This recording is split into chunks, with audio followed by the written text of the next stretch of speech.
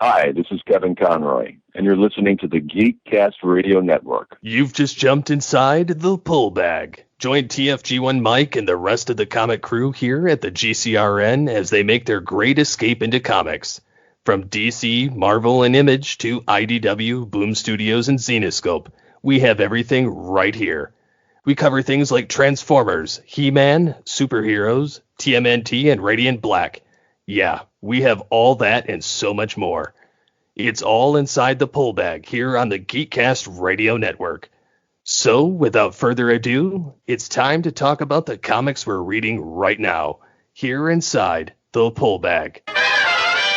Hello and welcome to The Pull Bag. This is episode 483. I'm, of course, TFG1Mike. Joining me is JT from Saskatoon. Hello, sir. Good day, good day. Yes. And we are concluding the Dan Jurgens Batman Beyond run with Volume 8, The Eradication Agenda. Just to get the creative out of the way, as I mentioned, the writer is Dan Jurgens. Pencilers are Sean Chen and Paul Pelletier. Anchors are Sean Parsons and Norm Rappamund. The colorist was Chris Tonemeyer. I've heard a lot of good things about him. Letterer was Travis Lanham. And the collection cover artist was Dan Mora. I love Dan's stuff. It's so good. It is choice. Yes, it is. And I am going to get this out of the way first, folks. They go back to the well on a lot of things. Like, in this entire run, we've had a Joker story, we've had a this story, a that story, a whatever story, we've had Batman Targeted, we've had, whatever, all these Batman mainstays. This is one mainstay I wish we could stay away from, but it's all Damian's fault, damn it. I didn't dislike this story, and we'll get into this in a minute. I didn't dislike it, but when I think of Batman stories or characters that can be in a Batman Beyond story, the grandson of Ra's al Ghul is not exactly getting my knickers in a good twist at all. I can't speak for Mike, folks, but I never enjoy having my knickers in a twist. You know what I mean, though. Yeah. The story. I agree with you on that. Although, the story starts with basically Damian's been deposed from leading the League of Assassins, and they're about to enact this apocalypse scenario that Ra's al Ghul had designed, to wipe the slate clean, and they'll start over from new. But first and foremost, two things. The main villain in this story is the number 2 of the league, is Zero, or Mr. Zero. And two things. One, the design of his suit, I kind of dig it, but it also looks... I think it may or may not be influenced by the design of a character named Pariah, who's the character. He came out of Crisis on Infinite Earths, and he's one of the main threats in the upcoming Dark Crisis storyline that's going to kick off with the death of the Justice League in Justice League 75. See what happens. So I dig that, but it's overwrought and kind of ostentatious, and I dig it. But the name Mr. Zero, that is a deep cut reference to the Silver Age of DC Comics, where before he was Mr. Freeze, before he was even Victor Freeze, he was a villain called Mr. Zero, where he had the Mysterio bubble helmet and the weird, reddish purple and green supervillain suit, and his ice gun looked like one of those old pesticide pump spray guns that exterminators used back in the day. And I was here for this. Mr. Zero is I love it. But yeah, they're going to it's implied that they've killed Damian, and you get all these guys in the 300 assassin masks cheering Zero. And then you got this Ubu looking mofo who, your cloak is sullied with blood, master. Please use mine to clean your blade. And yet, I love the wicked design of Zero's sword. That is a badass blade, and that's what the type of weapon a villain should have. Yes, the sword is badass. The rest of it, no, not for me. Somebody feed this man a sandwich because the dude looks paler than Angelina Jolie on a good day. Yeah, I mean, but the coolest thing about him for me are the sunglasses or whatever eyewear I don't he's think wearing. those are glasses. I think those are his eyes. Really? I think it's like the penguin's Coke bottle eyepiece. You're right. Well, they might be implants or something. Because snow blindness in the Himalayas and the light reflecting off of all that pure snow. I'm just saying it kind of looks like the Coke bottle eyepiece that Nolan North's Penguin had in the Arkham games. Yeah, just shoved in there. But we get back to Gotham City. Terry's looking his face. He's like, "Hell yeah, I'm back, baby." I love Terry. But I cannot hear this. I cannot hear these lines in Will Friedel's Batman. I just can't hear. Like, I think this is great. I love the fact that he's excited to be back as Batman and whatever, but it just doesn't work for me. Yeah. I think I don't dislike it. It's just I don't know. It's out of character to be certain, but I think after the events of the last few storylines where Terry is just like, hell yeah, I'm loving life and kicking ass, man. And yeah, I love the name of some of these groups, like the Jokers with a Z and all that. Well, the Slam Jackers. God, that's straight out of the animated series. But I love it. Well, yeah, the Jokers have always been the thing. So, just the idea of Jokers with a Z and like the language, to quote Linkara, because poor literacy is cool. And Terry's just tearing through these guys with reckless abandon. And before he's even done, he's dropped them on this platform and leaves them for the cops. We go see Dick like trying to tell Elena that, no more superheroing for you, young lady. No. Yeah. And she's like, it's my life, Dad. Yeah. It's a little more mature than that, folks, but that's essentially what's going on. Elena stalks off into the pouring rain. Dick and Barbara have a little bit of a moment where it's like, let her be who she is, Dick. Yeah, I love this. I absolutely love this. But I promised her mother that, unfortunately, she isn't with us anymore. You need to support Elena and her choices. Yeah. And again, this has happened dozens of times before in comics, but it's something that I'm here for. Yes. And I love Barbara approaching her. Can we talk? Not if you're here to be his mouthpiece. This is something young Barbara would have said about Bruce to Dick or something or whatever. You know what I mean? Like, seriously, like, I love it. Like, I want a series with just the two of these people, with Barbara and Batwoman. I can see that selling. Why wouldn't it sell? Yeah. And I do love that, the, again, tropey stuff, but I love tropes. We wouldn't like comics if we didn't like tropes. So you got exactly. You're the daughter I never had, and I've always liked you. Yeah. They do like the head touch thing where they come to an understanding. And we go to, again, callbacks to Batman history. The Batcave and by extension the mansion has been destroyed. I'm sure they're going to rebuild it because it is being rebuilt. Yeah, when has Bruce ever not rebuilt the manor after it's been nuked?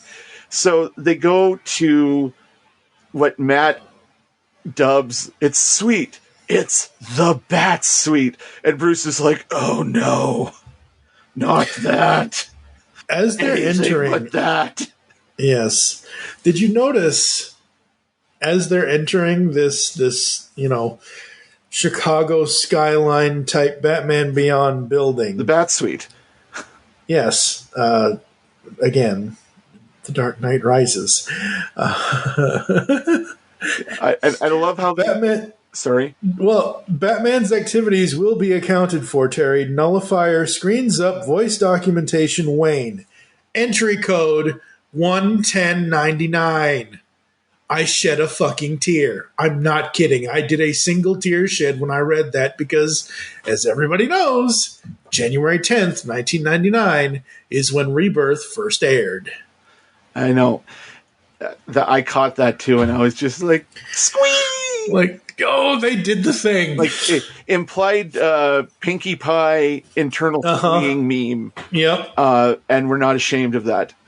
No, but we get into the Bat Suite, and I love how they've got possibly an Aaron Eckhart design, but it's homaging the Joker card on the ceiling with the Harvey Dent mayoral campaign poster. You've got a giant robotic penguin with its guts torn out like the T-Rex.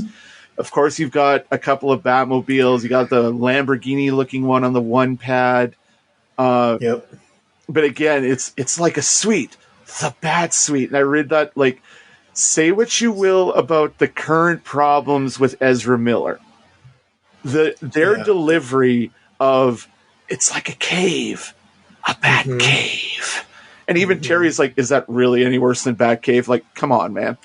And this, again, is saying it's a deep cut reference to in the 1970s where Dick went away to college at Hudson University and Bruce and Batman shuttered Wayne Manor and moved into the penthouse apartment at the Wayne Foundation, which is that great open in the middle with the giant tree building that Bruce had, where there's an elevator running down the length of the tree to the long abandoned subway station Bat Cave that he built underneath the street, which again is referenced in 2022's The Batman, with, you know, Wayne Tower being his both Wayne Manor and Wayne Tower, because they don't have the manor in that movie universe, but also one of the sweetest Batmobiles on film.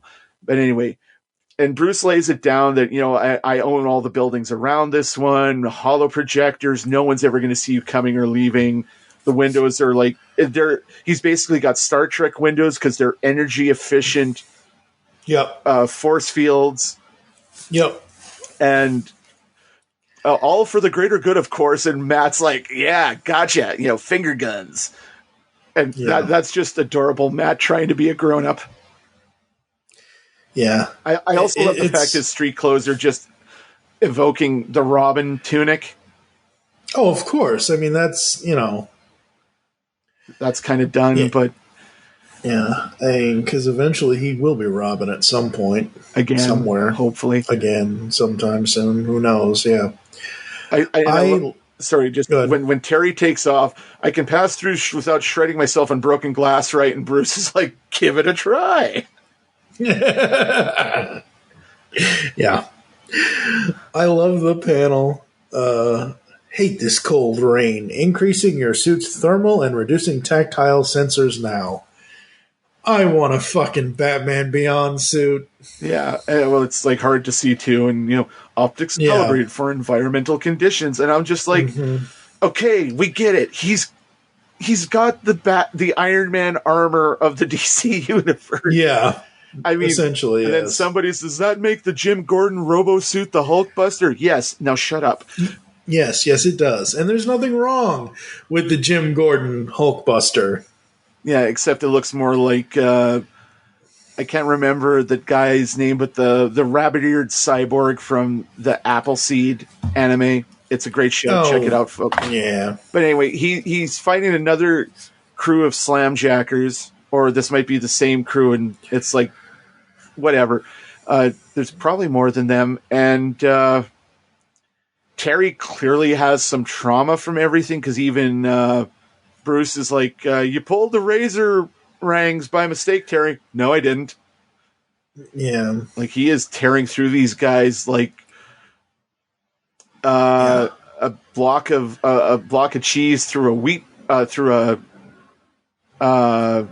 tree shredder, because he's literally tearing these guys apart. I love how he kicks the one guy with his boot jets into the wall. I was like, that man has internal bleeding now. Yeah.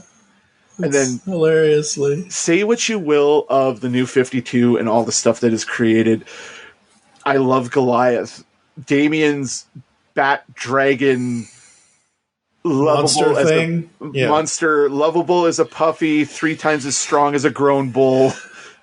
There are, I forget which one it is. Is it So it isn't in this. It's in the next issue, I think.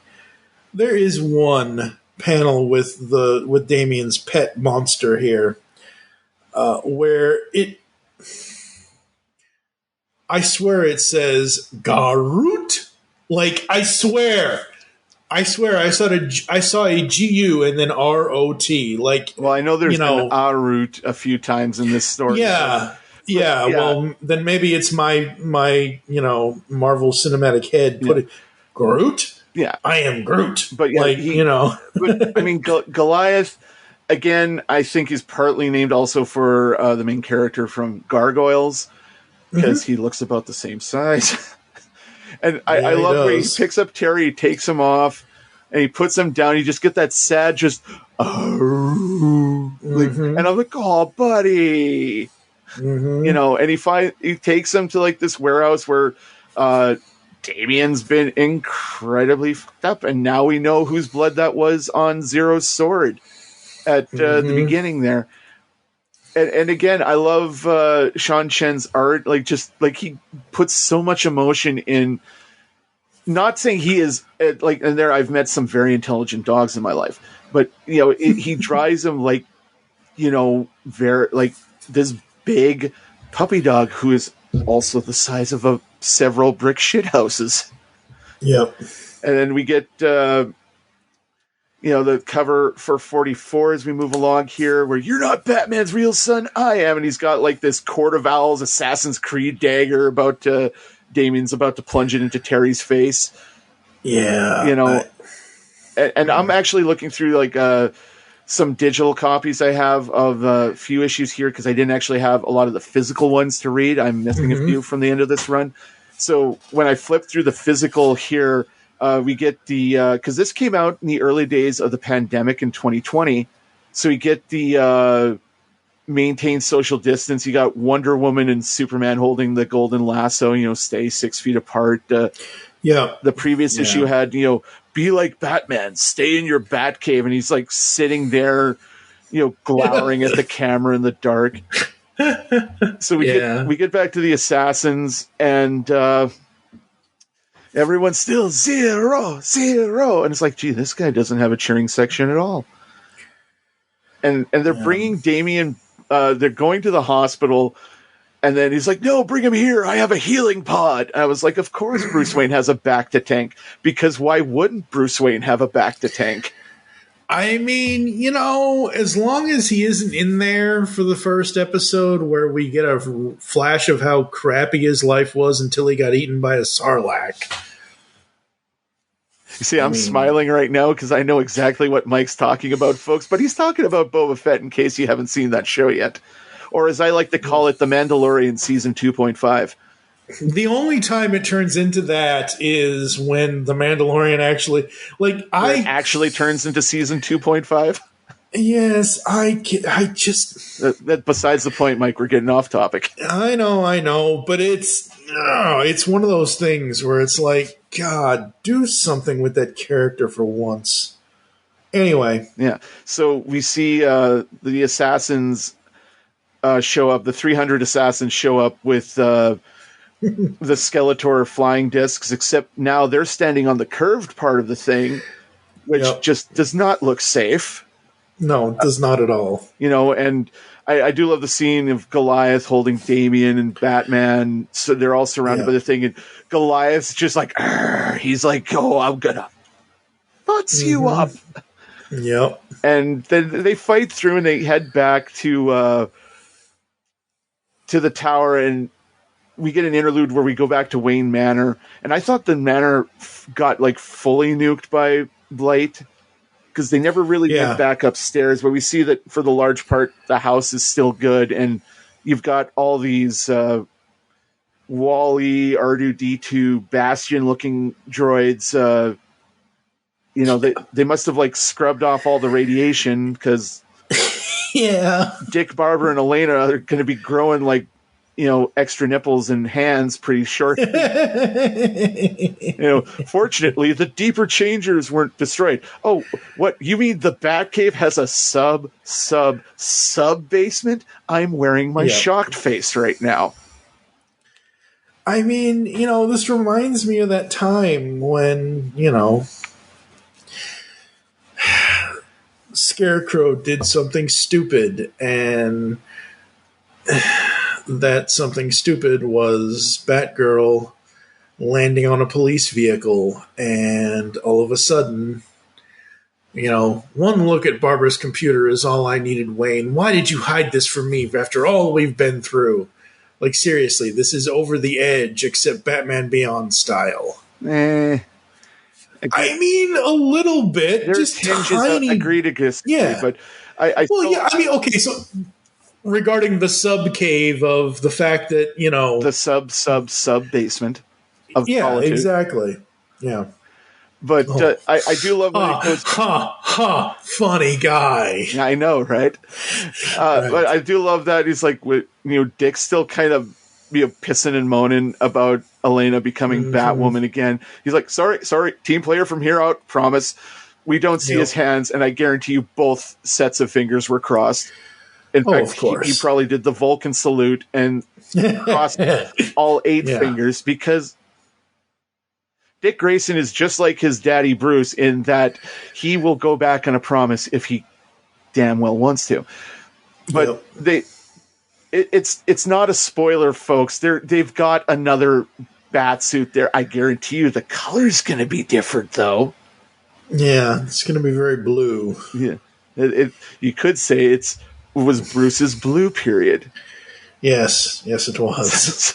So we get back to the fight, and I love how Goliath, because he's a goddamn bat dragon, it's just like he's holding Damian in one hand like a kitten, and then messing up the 300 assassins with the other. And then Terry's like trying to keep pace. Yeah, Terry can't keep pace with anything. And then you have to be just close enough to the bat suite at the new Wayne Tower that Bruce has turret guns installed. Of course he does. Non-lethal turret guns, but turret guns nonetheless. They're beanbaggers. Yeah. But if they're shooting those guys at a distance like that, they're doing just as much damage as bullets, I guarantee you. Especially, it looks like lasers too. Who knows? Some sort of taser thing. But yeah, they get out. They get in. You see like the Tron-like lines of the defense screens. They get in, and then they re-solidify the force fields. And I know I made the joke of the Bacta tank, but it is a bat. It's a bat Bacta tank. But then I saw the color of the liquid. It's a bat goddamn Lazarus pit. It is, yeah. It essentially is. I mean, it's a... and I see it there. It's a root? Yeah. And then Matt's like looking at him. You are friendly, right? Like Matt looks like a cheese puff next to the size of Goliath. Yeah, he's like Snorf. I'm still amazed that you got this bat suite. I hate that word. Yep. And it's been under construction for years. It's just me because like I'm flashing back to a lot of Batman stuff. I've consumed a dangerous amount of Batman media in my life. Where it says as the world developed and technology, I knew that Batman's arsenal needed an upgrade, and then it's also made me think of. I think is the beginning of the 4th or the 5th season of The Batman animated series in the early aughts, where you find the Bat Lab under Wayne Towers, where Louis Gossett Jr.'s Lucius Fox has been working there. It's it's a satellite bat cave in the middle of Gotham City. Yeah, and then Bruce is like, he's lost a fair amount of blood. Internal damage is minimal. How did you make this? I stole some stuff from Ra's al Ghul's Lazarus pit. Yeah, except, the only thing we still can't cure is him waking up in a rage, and Damian goes after Terry, and Bruce is like, son, you're home. Well, it's okay. As soon as you see that image from Damian's perspective, Bruce sliding the lid, it's like, you're going to strangle Terry, aren't you, Damian? And he's like, that's my boy. Because Damian is never anything other than a complete bastard, but he's okay. He's a complete bastard. The only time I have ever liked Damien is when it's just him and Grayson doing stuff.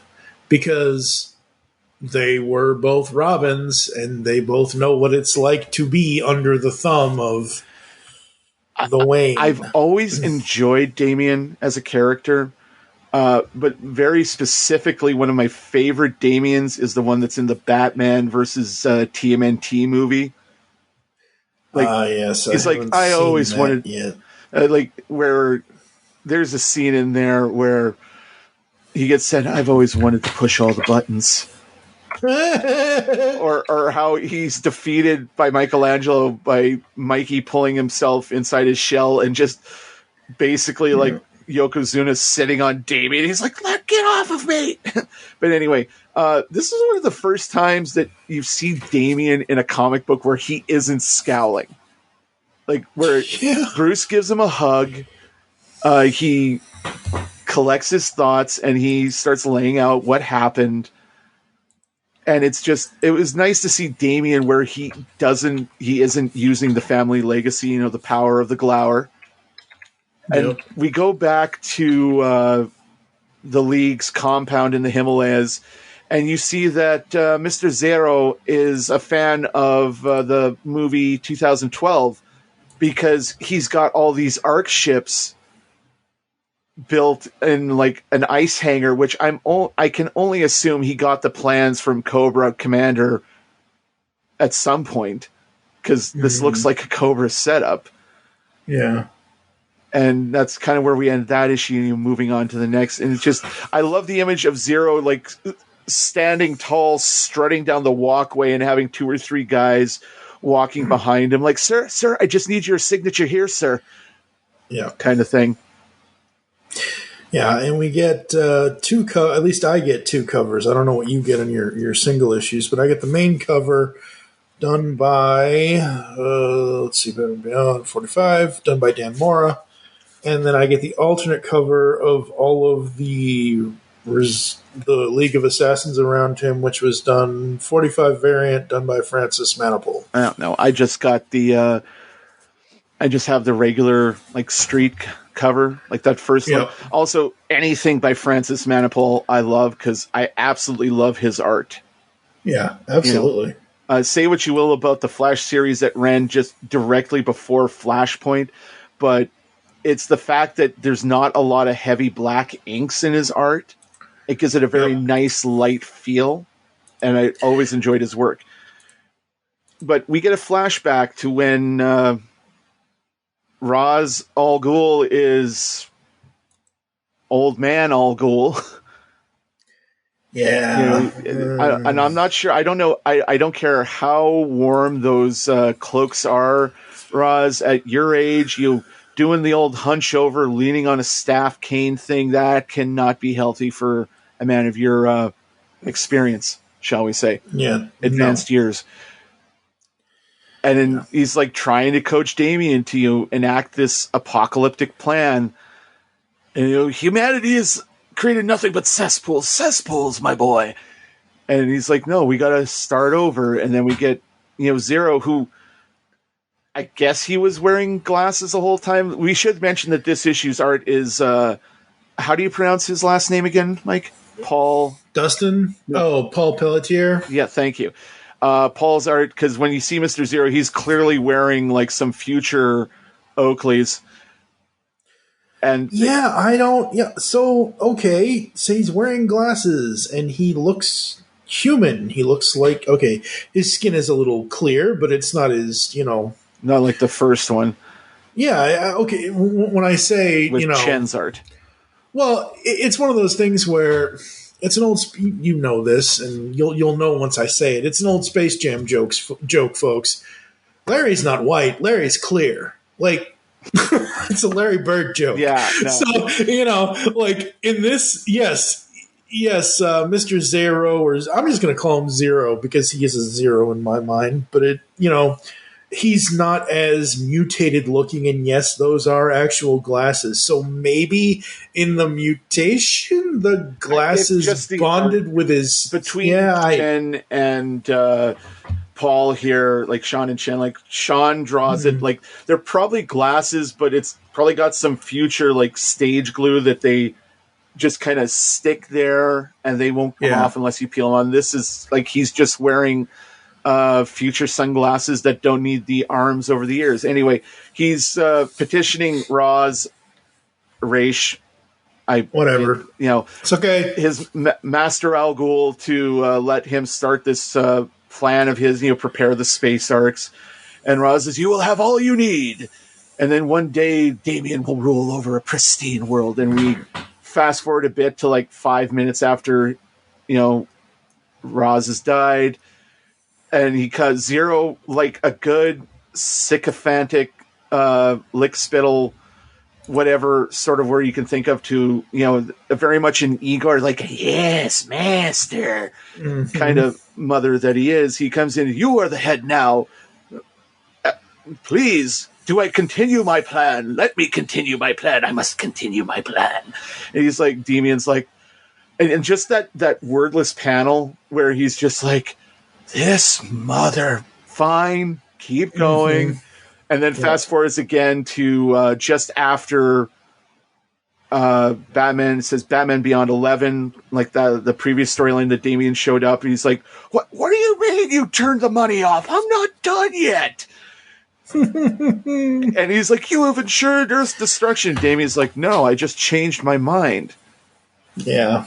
And he stalks off and starts committing treason by converting all the 300 assassins to his cause. And you see them jump, it's not Ubu, but it's whatever the next Ubu's name is, is, "Master, you are betrayed." And then you see them go down on him. It's like, I thought Damien was dead here. Like, I know you're Batman's son. You've got some residual Lazarus juice running through your veins, but these 4 or 5 ninjas descend on him like Freddy Krueger descends on a teen from Springwood and just get the stabbing. Yeah.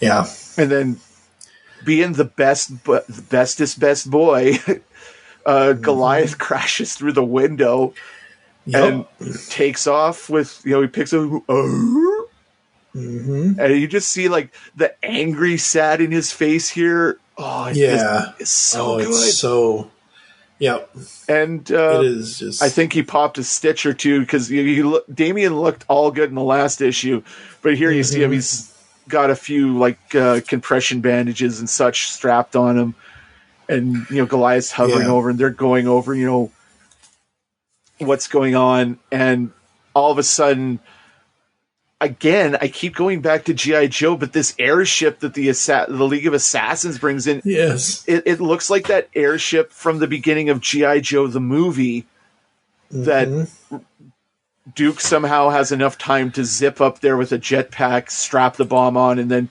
get GTFO before it blows up. But they come up, they've broken the camouflage of the building, and Damien goes out in a bat cycle, and Goliath comes out, and they're trying to stop these guys from stopping him. And then Elena shows up. Yep. And I have to say, it's very much still the same. Overall, it's kind of the same design. The wings got more of a cape feel. She's got like the kind of outside the suit wrist gauntlet blaster things, which kind of made me think of Ben Reilly's Spider-Man suit in the 90s. Yep. And it's she kept the red hair, which I'm happy because it wouldn't be a Bat female person without the red hair. I almost wish the hair was tucked in, only because there's so much blue, and the red hair kind of like the red hair blends into a red bat suit kind of thing. But overall, I dig the homage to the blue Nightwing type of thing. And again, everybody can have their own suit. It's okay. Yeah. And then, Dick shows up alongside Barbara and everything. And, Dick shows up, and it's Terry, Elena, Dick. I still love that Damian Grayson. I thought you had forsaken this life for politics. And he's like, always willing to help, kid. I am not a kid. Whatever you say, Robin. Yeah, exactly. Yeah. And just the look of like this mother on Damien's face, and then back to Matt and Bruce, and it's almost like a real Bat family. And Bruce has just got the sweetest shitty grin on his face. I love it. And then he's got a series of satellites in orbit, because why wouldn't Batman have a series of satellites in orbit? I mean, if he doesn't have a Justice League tower that can, be piloted into the Earth to destroy something, there's something wrong with Batman. Yeah. And then I forget the name of the satellite in Return of the Joker, but I kind of got a flashback to Return of the Joker where it drops the Death Star laser on the platform, and it's going down. It's it's going to crash in the sea. And Matt, God bless your heart, Matt, he's actually worried about all the assassins on that ship. What about the assassins? I hope they can swim. Yeah, exactly. I mean, they're not, I know that at one point, Bruce says something to one of the characters, I want him dead, or whatever it is. Yes, technically Batman doesn't kill. However, he will mess a mother up. Not every Batman is Bruce Wayne, and not every Batman is going to abide by Bruce Wayne's mantra of no killing. I don't know. I like this. I love this a lot. I love the final panel here, because part of Zero's plan is to basically turn in the last 36 minutes, I'm sure you've said this already, but the weather machine, it's basically going to... Weather Dominator from G.I. Joe. Essentially, yes. It's essentially going to turn the planet Earth into the planet Hoth, essentially, because there's this giant snowstorm. But I love the last panel with Damien on the left, Terry in the middle, Dick on the middle right, and then Elena on the far end. And it's Batman's like, that can only mean, and it's just, again, I love it every moment. Yeah, it's so good. Yeah. So we get into issue 46. Who does the cover on this? This is 46 is, what do I want to say here?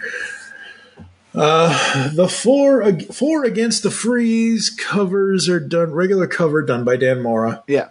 And the variant, which is the Batman Beyond glowy, is Francis. Yeah. I love anyone that works on a Batman Beyond book that knows the style of how the futuristic world of Batman Beyond is. Yes, the main cover has to go by, the story a little bit, where we have Goliath and, Batman and Batwoman and Mr. Zero's, Damian there. And that's fine. But the alternate cover is very nuanced, Batman Beyond liquefying type thing. I absolutely love that. So yeah, Dan Mora on main, and then Francis Manapul on the variant for issue 46. Yeah. And we get there flying to the League's headquarters in the Himalayas, and it's like, I'm sorry, it's the goddamn Batwing. It's goddamn Batman Beyond Batwing, because this thing is now like a family truckster, because it's got Terry, Dick, Elena, Damien, poor Goliath crammed in the back, and even Goliath agrees I should be flying, Damien being salty, and Goliath giving the I love the way it looks when, have you looked out the window, Damien? I love that frontal view of this Batwing, and it's very much 89. I mean, it's a little bigger, but the overall style is 89 Batwing. Yeah. And if you don't like the 89, I'm not saying you as in JT, I'm saying you as in the listener don't like the 89 Batwing, there's something wrong with you. Yeah, and I also love how Damien's bitching about Grayson flying the Bat family truckster, because and that goes back to when he and Damien were Batman and Robins in the main comics, and they finally built this flying Batmobile that Dick came up with the idea for it years ago. I still like, and Terry's like, I can't believe I'm listening to you argue over who's the better Robin when the world's about to be buried under ice. Because there's never not a good time for Damien to be salty as all get out. Yeah. And then, but his retort to that was great. There is no argument when the truth is obvious. And then Goliath's like, yeah, that's right. Again, I need to go back and read. Now, you said Batman and Robin.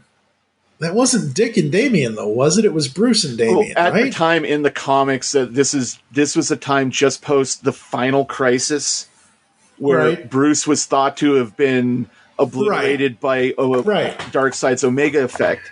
And Dick, this is the second time in the comics that Dick took over as Bat-Time. The first time was just post Nightfall, where Bruce was back as Batman, but he took a little time off just to get his head straight, so Dick became Batman. He had these pointy scalloped wing shoulders on the cowl. Right. And then obviously there's obviously Gates of Gotham, which is what it is. Well, that was around the same time. But that was after Bruce came back, and then he and Dick were co-Batmen for a time. Okay. Right. Yeah. I am all for Dick Grayson, Batman, Damian Wayne Robin. All for that.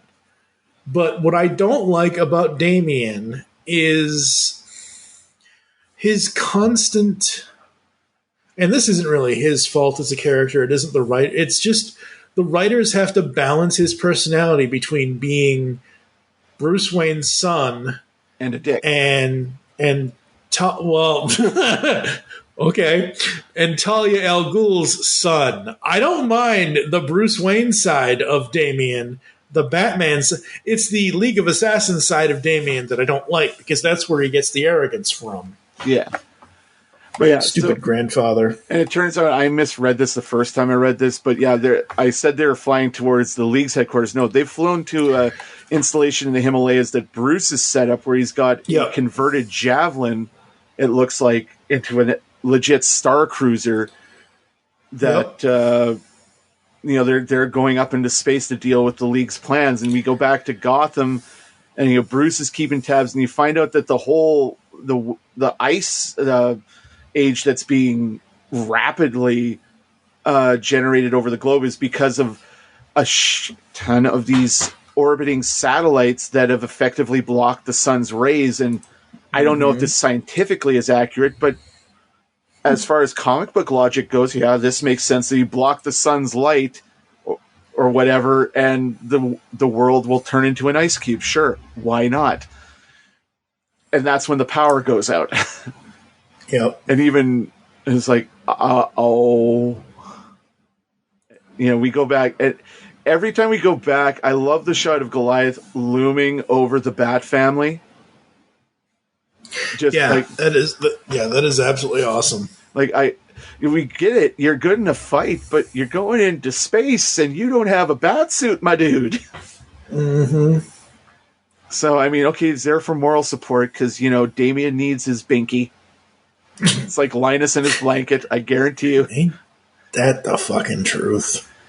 But they take off, and so now we've got Batcave Tibet, I guess. Because you're telling me this is just a launch complex and there isn't a fully functioning Batcave in you, my dude? You are not reading comics, are you? Yeah, I was going to say, if there isn't a fully functioning Batcave here, there's something really, really wrong. Why wouldn't he have a Batcave 3 feet away from the League of Assassins headquarters? He built a goddamn Batcave into Arkham Island in the one game. Why in the hell would you do that? Oh, seemed like a good idea. At the time, yeah.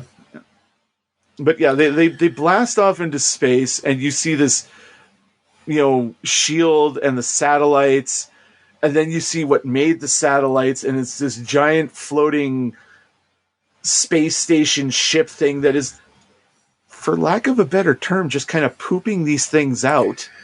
Yeah, yeah. It's like Skylinks and Transformers. Yeah, it does kind of look like the T-Cog, doesn't it? Yep. The satellites, and of course, it's they've got defenses, and it's like we've got a big red target on our back, and Goliath is like, "Arut, is it hell? Did you say?" Yeah. Sorry, Goliath, didn't mean you, says Elena. And I keep wanting to say Barb. Like the red hair is throwing me off, but I know it's Elena. Yeah, it's Elena. And Terry's racing. These were built for handle the depths of the ocean. That means we can walk out into a vacuum. Yep. And I'm just like, okay, at this point, I realize the hair is just glued onto the outside of the suit because otherwise Elena's trip would have been real quick. Yeah. It seems like the fight should have gone on longer, but then again, they're in a rush to stop all this. So it's like Terry and Elena pop out of the ship. They blast a couple of things. The Millennium Javelin docks, and yes, that's what I'm calling it. Yeah. And they get in, and I love that. That's all the code we need. Terry slashes the lock. Go! And they charge in, and again, Goliath just in the back, and I'm just like, okay, there's at least 3 assassins that heard that if they didn't see that, and they have soiled their ninja gear. Yep. And especially that scene where they go into the room, and it's just every ninja assassin on the satellites piling down on him, and Goliath's just like, bring it on. Bring it on, yep. I love this comic so much. It is so good. It is like fun. As much as I am not like Ra's al Ghul, whatever. As much as I have that opinion of using the character, what the story that Dan Jurgens is telling in this arc is really freaking good. Yeah, I mean, it's built on stuff that's been previously established in the show, like or in the comic story. Because I mean, there was an earlier storyline where we first met Dick Grayson and Elena, and I had forgotten that he had become mayor. Yep, and all that. It was during like the last Joker story they did. And then I love how everyone kind of gets the individual on this double page here, where the league's barreling down him. You get Terry gets his thing, Elena gets his thing, Damien, Goliath, and Goliath is just straight on just paw swiping these guys and sending them flying. Don't kill anyone.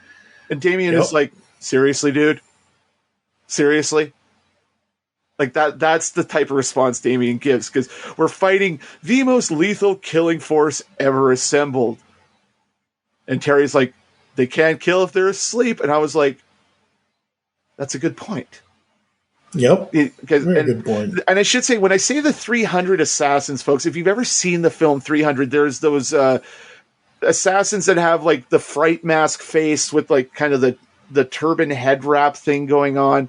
That's what these guys look like. But you think with the future, they would have like air filters built into these things.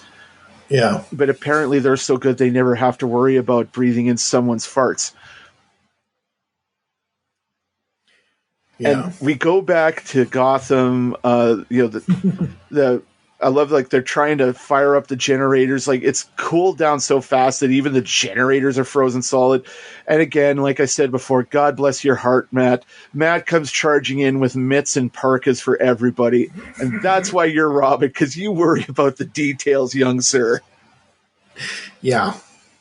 And then the windows, I guess, you couldn't use glass. I love this. The windows give out, and right before Bruce yells, "Screens are down," they're about to go down, and Barbara's like, "You couldn't use glass like a normal person?"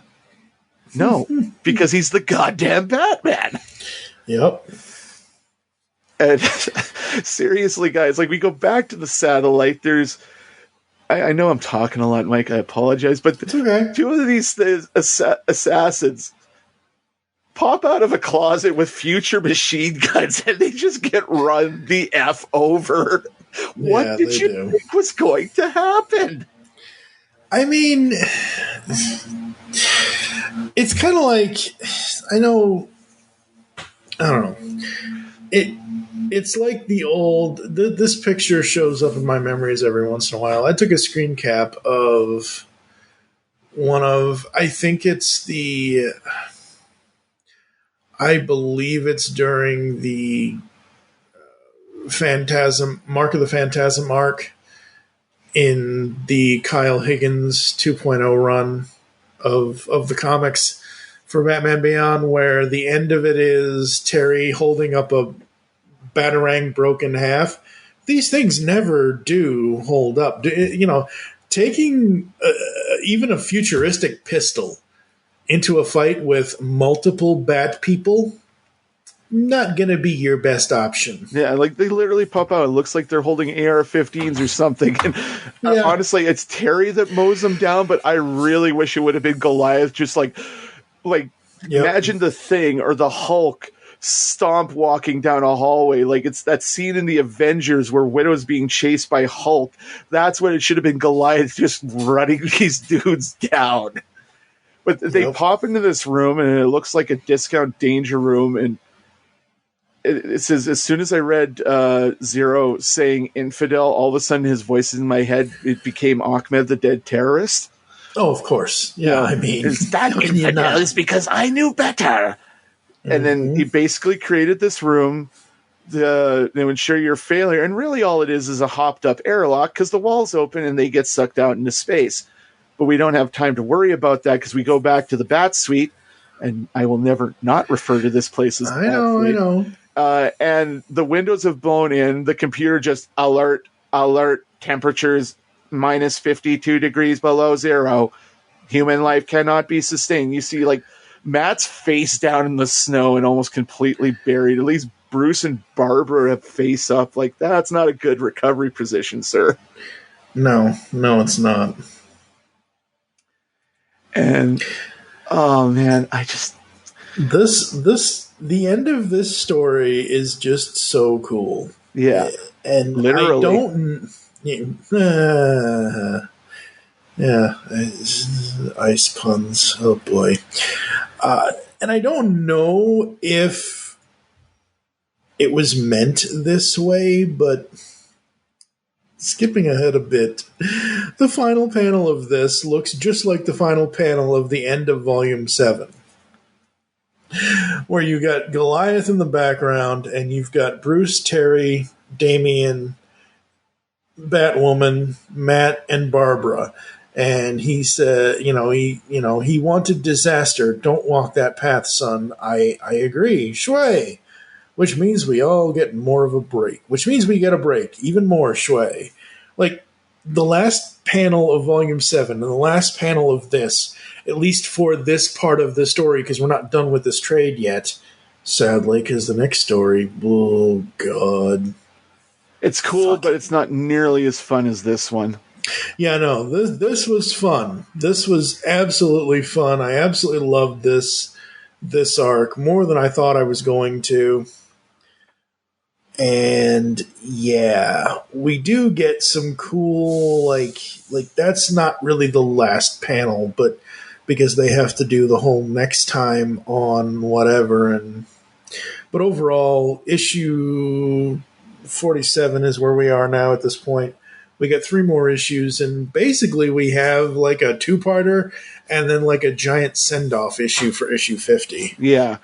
Now, the cover that Mora did for like the regular cover, there is, of course, a Francis Manipul variant. I guess they knew they were doing a whole time calling Zero Mr. Zero, because he doesn't actually show this power, but it's clear that he's shooting ice at Terry, like he's the Clancy Brown Mr. Freeze from The Batman. Which, again, they knew what they would call Mr. Zero was originally became Mr. Freeze, yada, yada, yada. I like that nod to everything. It's Celestial Showdown against Mr. Zero. And we get in, and, they're getting sucked out into space. Or at least it looks like it's just Terry and Goliath, once again earning his best boy card, stands in the mother-loving doorway and catches Elena and Damian. And just as Terry's almost not about to make it in, he reaches out against the vacuum of goddamn space and pulls Batman inside. Now, I say, who's the best Robin? It's Goliath. End of story. Yeah.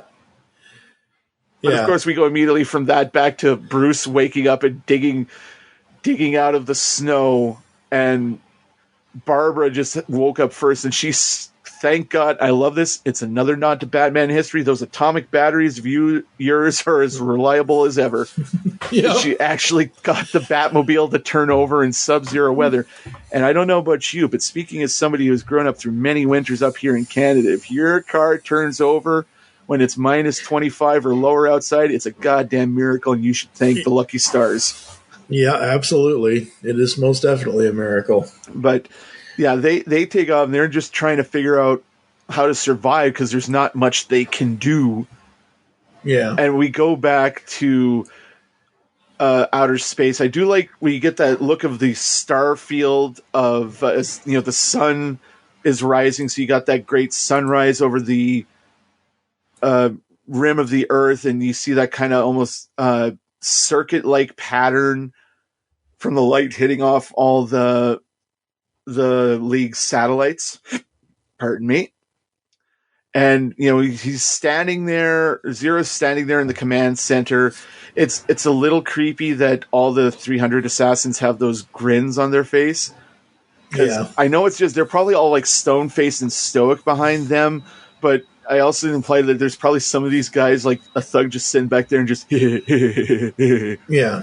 Yeah. We stand on the cusp of humanity paying the price for the desecration of and I love this line, the only one who's maxed out his cred line and has to pay is you, Zero. He's like, Batman, alive! And I read that just like Voltan from Flash Gordon. Yep. And of course, they're all gritting there, but now it's knowing that the Bat family has kicked their brothers' asses before. I think it's more nervous grins on the 300 assassins' faces. Yeah. And I love the line is like, overconfidence can be deadly, but not as deadly as us, as Damian spin kicks one of these guys in the face and shatters his mask. I was like, I love this comic so damn much. Yeah, it's so good. And Dick's there, and I love this. Bruce Wayne is the most prepared guy who's ever walked the planet. He has contingency plans for most every problem conceivable, like his fleet of communication satellites. Might be how he explained them to the rest of the world without ever mentioning he weaponized them. And I was like, of course they've got a goddamn laser gun, because it's the goddamn Batman. Absolutely. And again, just because it's a laser gun doesn't mean Bruce Wayne is going to kill people. But, in this case, I mean, who knows? So they get the laser and all of that, and Zero's like, no, this can't be happening. Yep, it is. Boom! Done. I still love that Damian, he's attacking Zero. He fires off a blast from his blaster, which may or may not be ice-themed. Who knows? It's like, I will end that scheme while your fate is left to lesser beings. And Terry is like, you making friends is definitely not one of your strengths. Yeah. And I love this. It's not that it's easy to defeat the League. It isn't. But Elena's outside. They've come up with this plan where Damian tells her which satellites to shoot, and it basically creates this domino effect that destroys the constellation. Yep. And allowing the Earth to warm up again. Yep. While Terry deals with Zero. Zero comes up, and it almost sounds like you've seen in so many movies, like where some, especially 80s teen movies, like where the bully gets his come up and is like, you guys ruined everything. And he's got this gun, and it's like powering, I will gut you all. Yep. And Terry fucks him up. Pardon my French. No, you can curse around here. It's all right. I try not to curse that much when I do these shows. But okay. He throws him into a monitor, and it's your chances. It's like Zero goes 0 for 0, or Zero's chances drop below. And he's like, he's like, wrong, you're supposed to say 0. And he punches him into the monitor. And the last of these satellites are blowing up so much so that now the Starship is being affected. So the the Bat Family GTFOs, and then you almost hear you can't do this, like, no, as they presumably haven't killed any of the 1,100 assassins on this satellite ship, but now it's been blown out of orbit and it's flying off into the deep cold of space, never to trouble Batman again.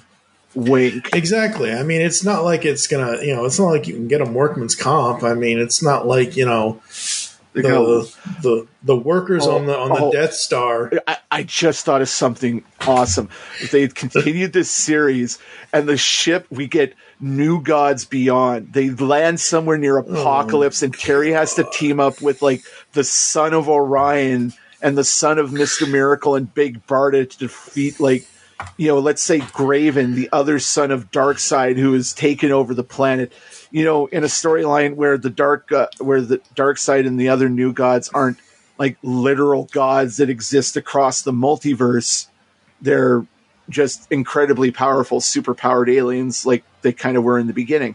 But anyway, the Millennium Javelin goes back to Earth, presumably the next day. It says morning, and Gotham City's already defrosted, and I was like, well, they must have used the same satellites from Batman and Robin. Well, satellites are satellites. So satellite gonna satellite. Mm-hmm. But yeah, I love you got like the vacuum bots going around sucking up all the standing water in there. Yeah, and Terry suggests maybe remake the League of Assassins into something else, and it concludes with it's not a hug, but it's the fatherly hand on the shoulder. What if we work together like we did when we were Batman and Robin? And it ends with a tease going into the next storyline now. And I do not want to spend all day here on this next storyline because I do not. Okay. I'll sum it up really quick, Mike, because you know me, I can do this. I know. So the next 48 and 49 is a 2-part story featuring Booster Gold entitled Cancelled by Yesterday, where Matt and Terry come into the control room at the Bat Suite, and Bruce picks up a laser gun and starts talking crazy, like, you're here to destroy me. And they take off, and, pardon me, Terry runs into Booster Gold, and they get into a fight, and Booster brings them back to the modern day, to the early aughts, to when Warren McGinnis is a kid. And Booster thinks that there's this telekinetic assassin named Blank, and death is an art, that kind of pretentious a-hole, who's going to put a post-hypnotic suggestion in Batman's head then that will not activate until Batman Beyond's time, and everything like that. And by the end of it, there's a little bit of, I guess, maybe not quite a grandfather paradox, but a bit of a paradox where Terry repeatedly says "shway" around his dad, which potentially may or may not make Warren the man who created Shway in the future. And but he keeps telling, before he leaves, he tells you can't tell anyone about this. And Skeets, Booster's little robo buddy, tells Warren, well, really, Batman's just wearing that cool new suit out this one time to test it. It's a prototype, so don't tell anybody about it. Yeah. And by the end of it, it goes back to the future, and because young Booster, and then there's an old Booster comes out looking like, a cloaked version of, Booster Gold by way of Ben Kenobi. And it turns out him and old Bruce and old Booster have come up with this plan because of his actions in his youth potentially created a world-shattering paradox. So they come up with this thing where Bruce pretends to act crazy, and Booster, because Warren wrote all this stuff down in a journal that no one ever saw. But then Bruce found it and he realized, SpaghettiOs. So it's a cool time travel story there. And it's one of my, I love any time Booster teams up with Batman, be it Dick or Bruce. Like there was the Booster Gold series that ran in the early kind of the mid-aughts where he became guardian of time, and he keeps, I'm the greatest hero you never heard of, and he's like this money-making whore, but that's only because he needed to disguise his real mission. And there's the idea of fixed points in time, stuff that cannot be changed. And there's this issue where he goes back like a dozen times and gets incredibly fucked up by the Joker because he tries to prevent the Joker from shooting Barbara Gordon. Oh, right. And then it comes back, and Bruce, I forget if it was Bruce or Dick, but Batman has all these photos of why are you there? And he tells him when he tried, and he gets like that a shot glass worth of respect from Batman for, getting so incredibly messed up while trying to save a member of his family. Yep. And then we move into the last issue 50. Which is issue 50. And I will say, you may be a fan of Booster. I blame Justice League Unlimited. I don't remember, and I'm not looking it up, but whoever voiced Booster, I know Billy West was the voice of Skeets, but whoever voiced Booster in the DCAU and the character itself. Well, Billy West did one time, but there's been a couple of versions of Skeets. I think one of them might have been Tom Kenny, but in the DCAU and Justice League Unlimited, it was Skeets. It was Billy West as Skeets. But the voice of Booster himself, I don't know. And the character, he was always, it was the not once in future thing. That's something else. It's the greatest story never told. Well, you know what? We didn't need to have that story told. That's why Never's in the title.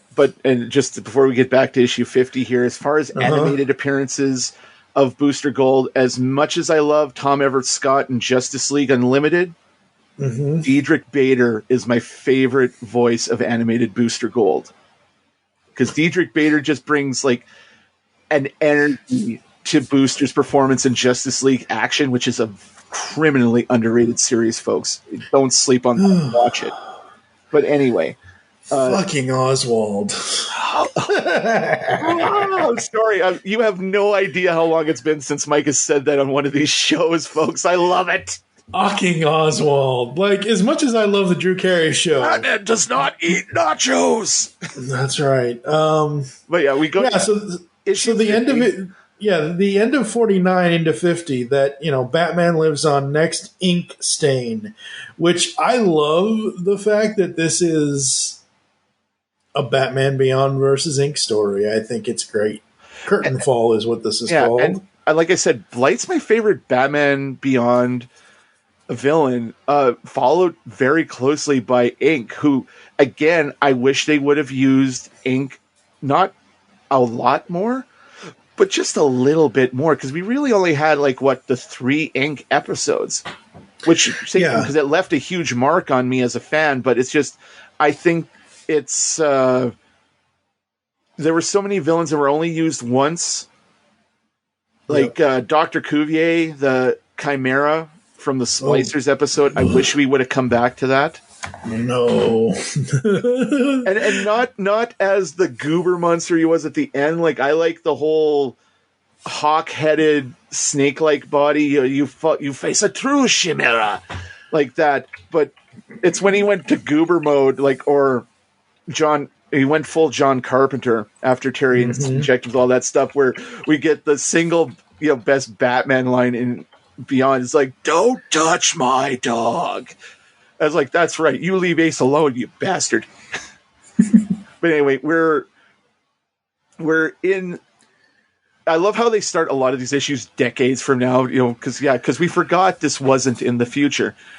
Yes, well, and we see somebody in a red cloak watching Batman on a security feed from the airport, and all of a sudden, Batman stabs a guy with a sword. And he steals this cube. Batman. Yeah. He steals a cube, and Terry's out in patrol.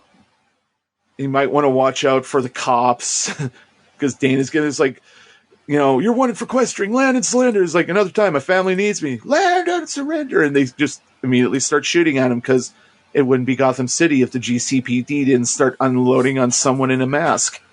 exactly. And he does the cloak thing. He gets to the hospital. Bruce and Matt were attacked at Wayne Tech. And it was like Batman. He's like, you know it's a lie, right? And there's Melanie and Dana and Barbara, and they're like, you almost, the look on Melanie's face, is implied sigh, like, of course.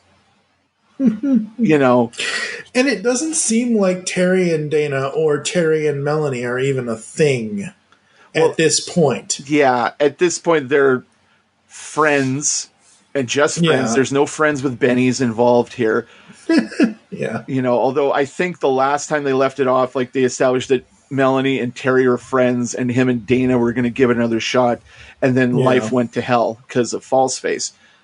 But here he comes, and I love Matt's pluck. He's gotten out of bed, his arm in a sling. And he's like, I know it's like we talk and things are tense. He's like, I love that finger on the lips. Shut up. Go do your thing. Yeah, exactly. Like, she knows. She may not know, but she knows. Yeah. Yeah. So we get to the ICU, and I'm taking over here because I love this, and I didn't see this at first, but I obviously we know now. So Bruce is not in the best of shape, and who did this to you? And here, let me just spill my water for you. Here's a clue. and this was kind of reminiscent of Return of the Joker for me, in how he was like, you're under table. Yep. Except in Return of the Joker, we don't have an accident, or is it possibly he's trying to tell us something? Who? Something about the attacker. Wonder Woman? Like, oh man, this is so cool. That reveal, I'm just like, damn. Yep. And literally the hooded reveal, because she literally looks like Little Red Riding Hood in that, an accident panel, and then she takes the hood off, and it's like, oh, of course, it's Diana. Yeah, right. I mean, Sean Chen's art's on point. See, one thing I love about Sean Chen and Paul Pelletier that did art, like, they came out of the 90s, and there's been a lot of complaints over the way men and women are drawn when you're the hero characters or villains, that, they're over exaggerating. A lot of artists, I think, are there. That is fairly applied to a lot of artists. I don't think it's applied to Sean or Pelletier, because like they might be a little exaggerated, but they're not over proportion. Like, this is perfect. Like, this is Wonder Woman. Everything is put together right. The armor is clearly inspired in its design from Gal Gadot's Wonder Woman movie, which, the first one is great. The second one, not so much. And it's just the manner and the bearing in which she is drawn. Like, this is, God, I can't remember who voiced her in Justice League. Susan Eisenberg. Yeah, like, I hear Susan Eisenberg's voice coming out. Like, this is her Diana. Oh yeah, absolutely. This is definitely, this whole final issue feels like DCAU in comics. Yeah, and it's that, and that's the best compliment I think either of us could give. Is this feels like an episode of the show. This feels like a proper send off to this world, because we didn't know this came out a couple of years ago. Originally, the trade's been out, I think, not nearly as long, but it's been out for a while. Yeah. So they go back to Wayne R&D, and they're ambushed by Ink. Yeah. And I do like how she's barely holding herself together and dripping all over the place. So I don't know if you listened to this, but you remember Algar, right? Mm-hmm. You know who I'm talking about, right? Transformers lovingly reviewed by... Okay. So he and his cohort, Maggie Robotham, have been doing this show called Kids Love Batman, where they go through all of the cartoons. So they've done TAS, they've done Superman, they are now on Batman Beyond. And again, as of this recording, because you'll hear this in May, folks, so this is just for JT and myself, they recently did, not Inkling, it's one of the first ones that Ink shows up in. And they had said in that podcast that it's really hard to do, edit point, they had said in that podcast that it was really hard to do ink in comics.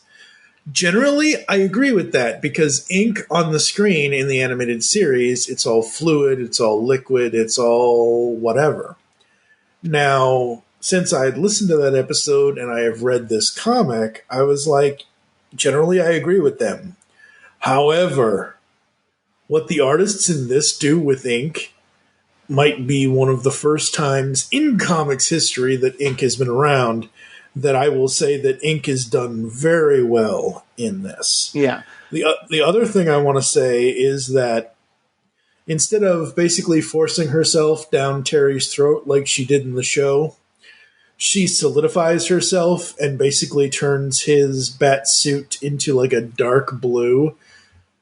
McFarlane, and the genius that he is, they have a Batman Beyond DC Universe Batman Inc. figure. Have you seen this thing? I've seen a bunch of them. I haven't seen that specific figure, no. Okay, so this is a new one. It just came out, as far as I know, BBTS, Big Bad Toy Store, it just went from pre-order to in stock. So I will send this to you in Facebook so you can just see the general gist of the thing. Oh, okay, yeah. And I mean, you look at what's on the comic page here, and yes, in the comic we don't see the wings or anything else, but the way they've done this action figure to be inked up and to be basically Batman Beyond, Batman Inc., if you will. Yeah, exactly. Like, it's so freaking cool. Yeah. So I love, like I said, I love how she's like dripping, all like particles of her are breaking off, because right away it gets the idea that she is not well. And, she splats, and it's almost like the Venom symbiote in the way she's operating and forming. And, Wonder Woman, God bless her, tries to tackle her and grab her and even says, like, you cannot possibly be that stupid. And she goes down a drain, and Batman drops this thing that she's stealing the parts for a stabilizer cube that's, to quote, composed of an inert material that can stabilize any substance by putting it into a type of stasis. So, and this is just for me, for benefit of having read so many comics over the years. She said she was dying, so that she's basically looking a way to save herself. It's given to us right there, but as soon as he read that, it's like, oh, Ink needs this for that reason. And he's about to blast Ink with a fire hose, where he gets a call from Matt and Barbara telling him that Bruce's surgery, because of the attack, he has to get his heart replaced. And his body kind of rejected it. And, now he has to, finish this quick and get back to the hospital in case something happens. So he grabs the cube, powers it up, sucks her inside like a Hoover. And, Wonder Woman's like, you could have left her on the floor, seeping between tiles or going down the drain. And Terry's like, not my style. No. And I fist pumped in my head when I read that. Yeah. As much as Bruce is the goddamn Batman, this is the goddamn Batman Beyond. Oh, absolutely, yeah. And this is what I was talking about earlier, the panel right before the final vacuum up of ink. This whole panel where they have the, water worked once before, but not now, blah, blah, blah. That bottom panel where she essentially all but disintegrates. And I don't want to die. Yeah, after the art on, like, I've never seen ink done this well. Yeah. And again, it goes to, Chen's eye of design, like the like when I said Kirby dots before, if you haven't heard that before, if you look back at classic Kirby comics from like Fantastic Four up to the New Gods in the 70s, whenever there's a character that has energy about them or concentrating their hands, the Kirby crackle is that image of like the energy, but it's like these dots that seem to be floating around in the hands. That's very much what I kind of see there, where Ink is discorporated like that. She's not annihilated. She's just blown apart by Terry's sonic assault. Yep. You know, he vacuums her up. He goes to the hospital. Bruce is... They got the... I don't know. They say the first transplanted heart didn't work, so I don't know if they got another one or they managed to make it work. Yep. And then Bruce wakes up, and his first thing is like, "You're all here." No, it's like, "Where's Ink?" Because he's the goddamn Batman. Yeah. And, you know, it's him and Terry have a little heart-to-heart about, you know, Bruce working with Diana. And he's like, you know, I love Terry's like, "You must have been quite a team back." And then he's like, "Back in the day, my time isn't over yet, McGinnis."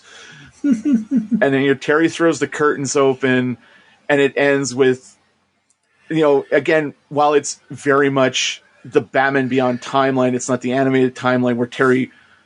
It's implied, I think, through this ending where Diana invites him to join the Justice League, and she says, after all, the Justice League isn't complete without a Batman. Obviously, the Justice League had never approached Batman before in here. I don't hate the last panel. I don't. This is Batman flying off to meet the League with Diana, you know, and definitely not ... the end. I just wish it would have been Batman flying off, and you do that pin-up page style where him flying away, and like you have the kind of like images like a dream or a mirage in the background of the villains and all the other characters. Because it's not like they're saying goodbye to Batman Beyond forever, but I would have loved that a lot more.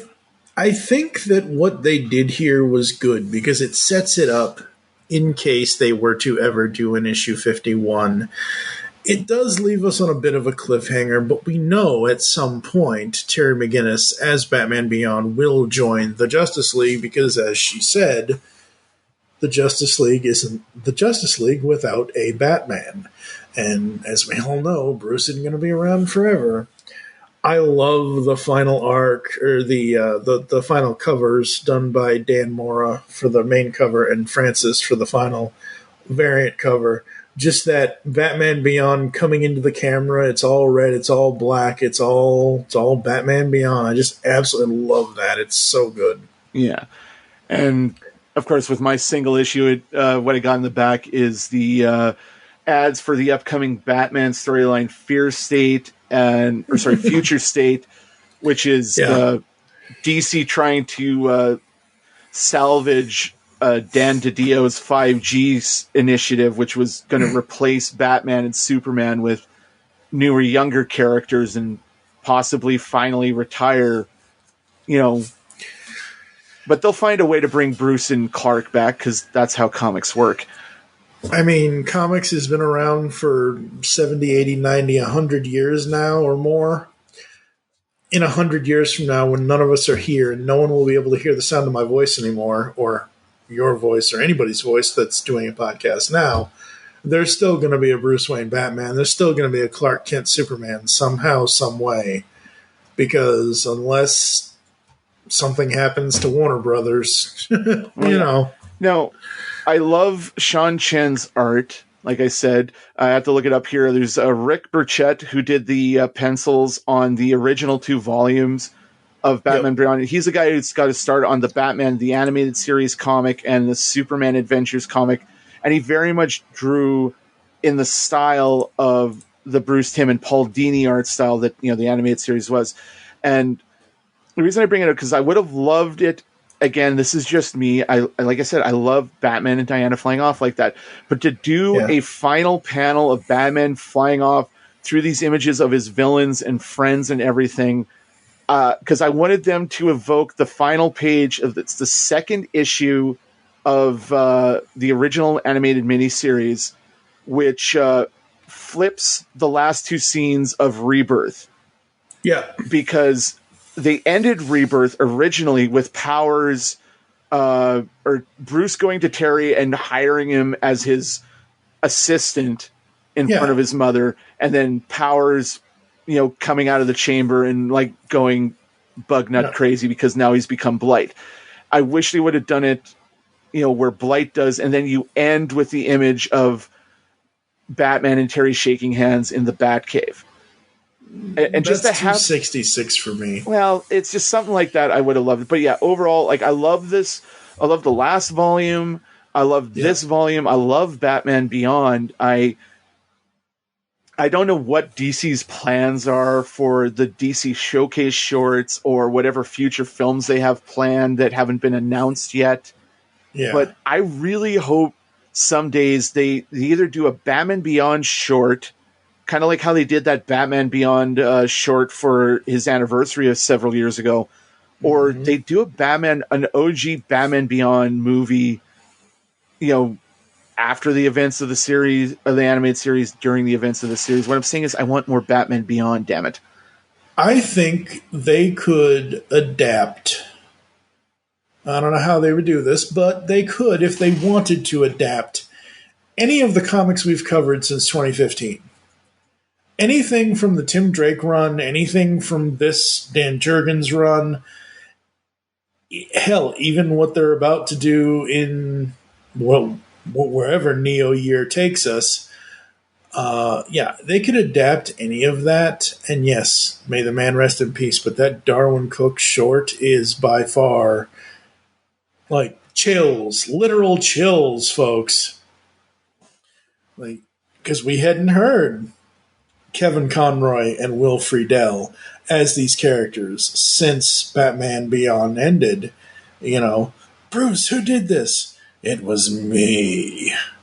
And you have all the suits in there, and you have all this and all that, and that there's only one line that I ever want to hear Kevin Conroy anyone ever say again about the Batmobile, and it's from that short where, Bruce is like, it isn't human, destroy it. And, Terry's like, okay, good. And then next thing you hear, Batmobile!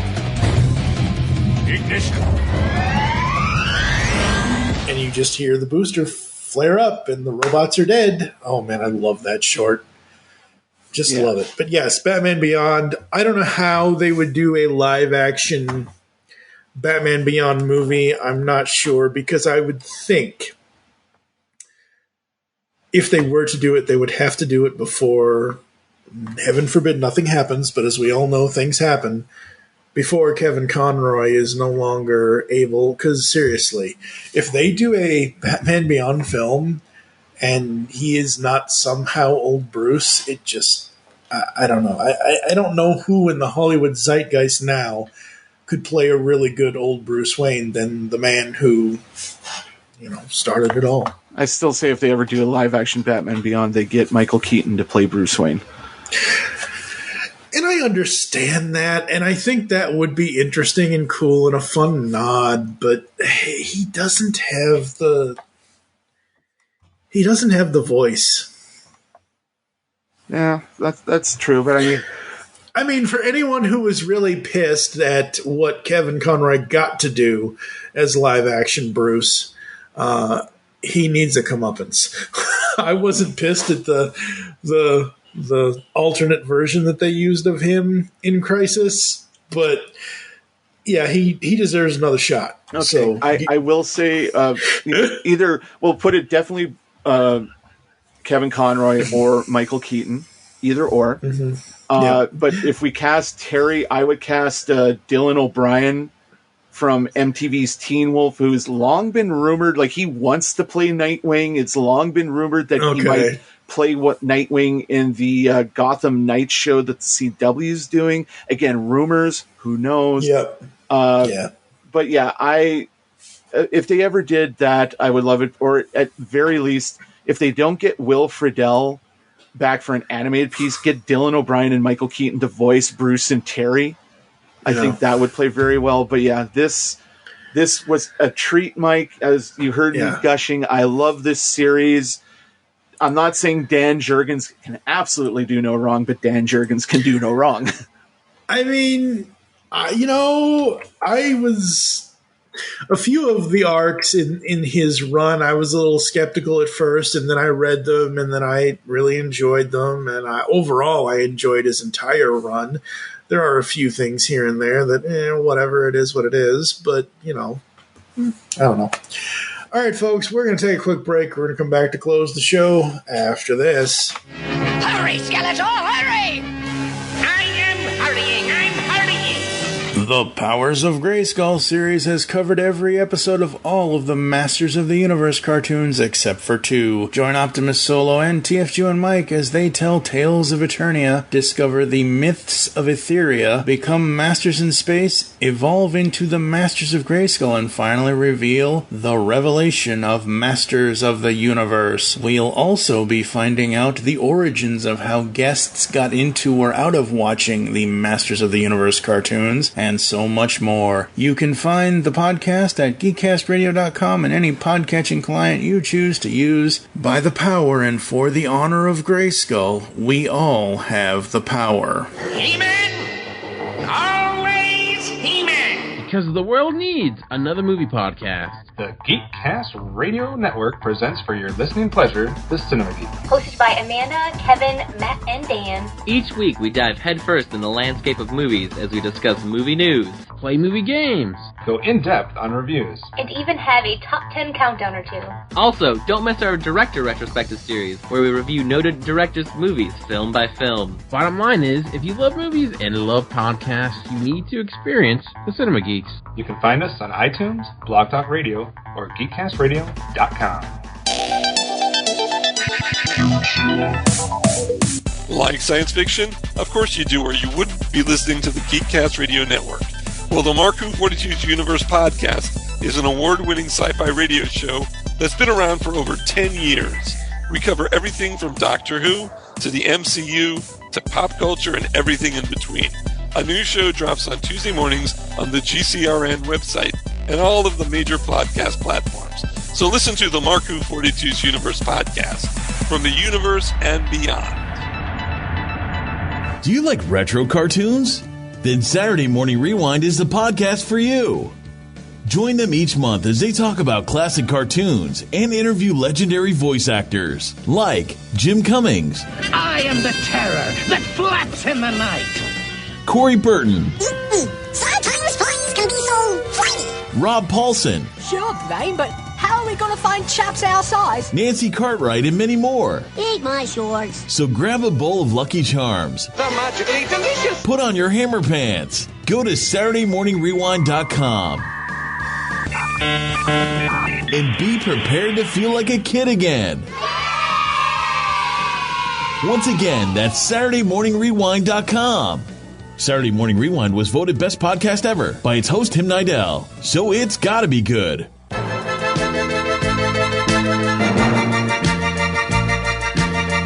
Hello, all sentient beings. Want the latest on everything going on in the Transformers multiverse? Check out the Transmissions Podcast Network. We've got weekly podcasts covering everything from Alpha Trion to Omega Supreme. From old school G1 all the way up to Cyberverse and beyond. And you don't want to miss Empire of Rust, the world's first and only Transformers live play role-playing game podcast. If you love Transformers, there's something for everyone at transmissionspodcast.com.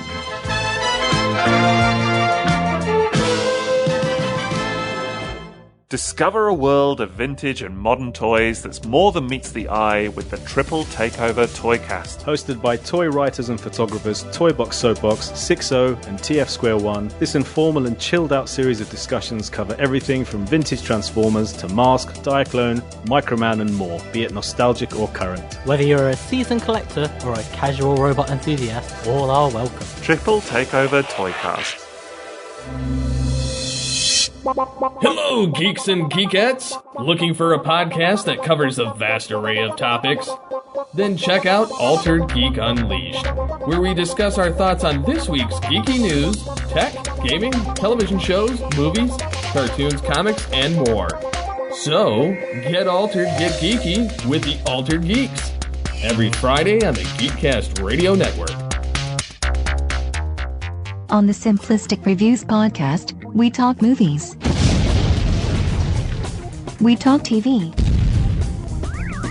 We talk... Hello, Julie, what the heck are you doing? Trying to make our spots sound more exciting by adding explosions. Yeah, I'm pretty sure you could have got the point across with sound effects, not the real thing. Car. Download the show on iTunes or at simplisticreviews.blogspot.com. I'm sure your insurance company will cover that. No, they won't. No, they probably won't.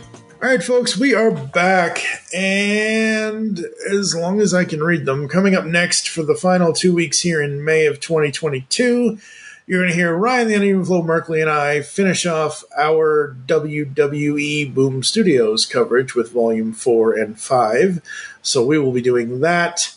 And then in June, not in July, but in June, we will only have 2 episodes. I don't know what those are going to be just yet, but we'll have 2 episodes in June. And after that, I'm not sure what the pullbag's going to be doing. I know we are on the road to 500 episodes, so there is that. Other than that, I have no clue. JT, where can people find you online, sir? You can find me on most of the social medias at JT from Saskatoon. You can also hear me on Twig's Sunday Funnies, the comic book podcast I do with Mike the Birdman, and I'm also one of the 3 co-hosts on the Comic Connoisseurs alongside my friends Ben Carver and Red Ink. Awesome. As for the Pullbag and myself, you can find me on Twitter at TFG1Mike. You can also find the Pullbag over there as well at the Pullbag, as well as at Geekcast Radio for the other network stuff. Make your great escape into comics, and I fucked that up. Join us next time when we'll be discussing WWE Volume 4. I believe that's the Women's Evolution trade. For now, I am TFG1Mike with JT from Saskatoon. Make your great escape into comics, and we will catch you next time. You've just heard the latest episode of The Pullbag, the GCRN's first comic review and discussion podcast. There are several ways to get in touch with us and leave feedback for the show. You can visit the website, geekcastradio.com, where you can comment on the episode and all of our different podcasts. You can rate and leave a review for the show on iTunes. Be sure to leave us feedback. Become a fan of us on Facebook, facebook.com/thepullbag. Send us an email, feedback at geekcastradio.com. Follow us on Twitter at thepullbag and at geekcastradio. So until next time, make your great escape into comics and unleash the geek in you. It's true, Batsy. I know everything. And kinda like the kid who peeks at his Christmas presents, I must admit, it's sadly anticlimactic. I'm not really a people person, but when you need help, and you will,